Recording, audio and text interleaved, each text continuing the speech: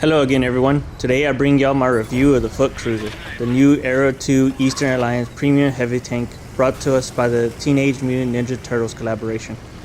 This tank is based on the characters Bebop and Rocksteady. Anyways, like always, let's start with the firepower.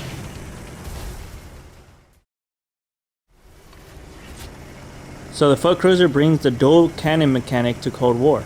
The Footcruiser features dual 122mm cannons capable of dealing 540 damage per hit. While it doesn't hit as hard as the T-72s, it's just barely under them. The Footcruiser comes equipped with APDS for its standard rounds, heat for its premium rounds, and ATGMs for its final round. Yes, you heard me right. The Footcruiser has a dual cannon mechanic and can fire ATGMs.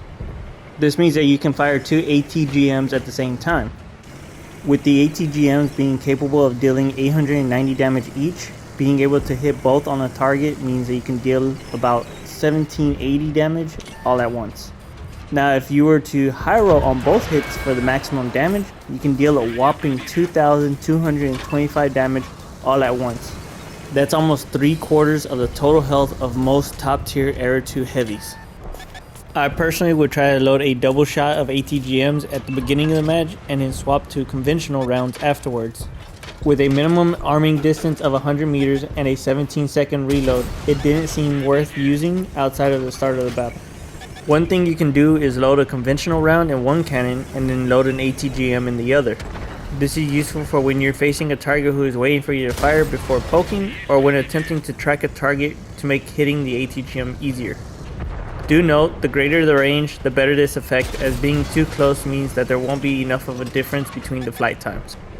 Anyways, back to the topic on hand.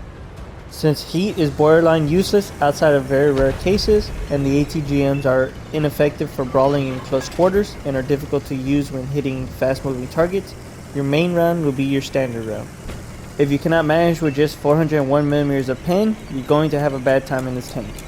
That being said, the 401mm didn't cause me any issues, as this is about the same pen for most Aero 2 heavies.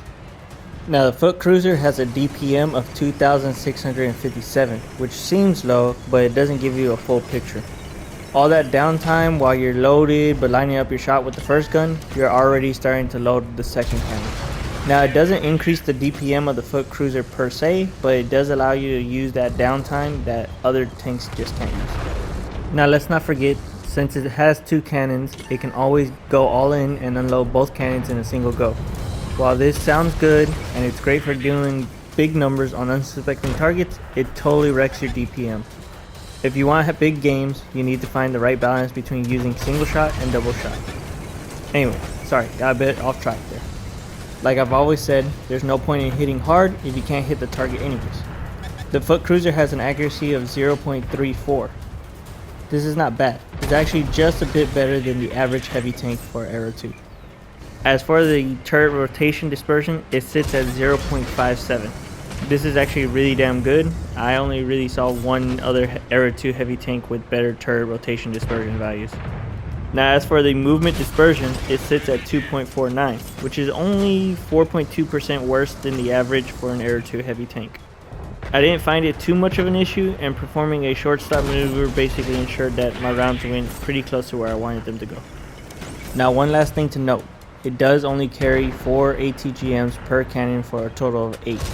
It didn't cause me any issues, but if you're planning on using ATGMs a lot, it is something to think about.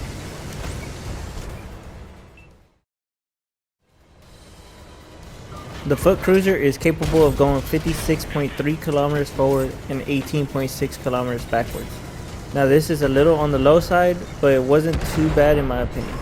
With a power to weight ratio of 20.91 horses per ton, you're not going to be really left behind. It's not the worst, but it's not the greatest, sitting about the same as an upgraded T-72 AG. As for the terrain resistances, the Footcruiser sits about the same for other Aero 2 heavies, having 1.2 for hard terrain, 1.3 for moderately soft terrain, and 2 for soft terrain. If you are a fan of Aero 2 heavies, you'll feel right at home with this tank's mobility.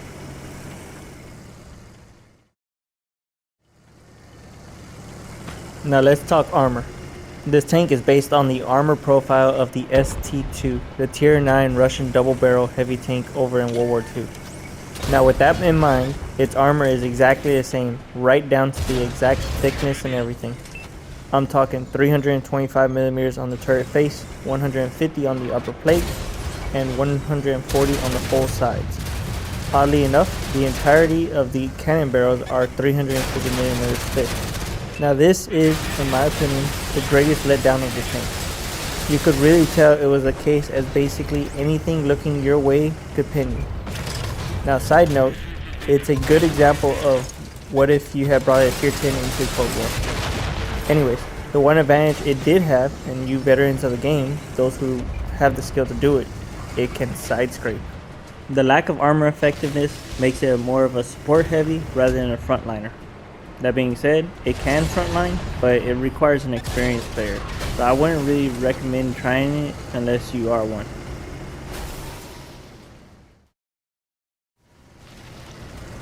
So despite its flaws, the fact that it brings the double barrel mechanic to Cold War gave it an interesting and unique playstyle that we probably won't see again. With its firepower and its speed, the lack of armor wasn't too much of a problem.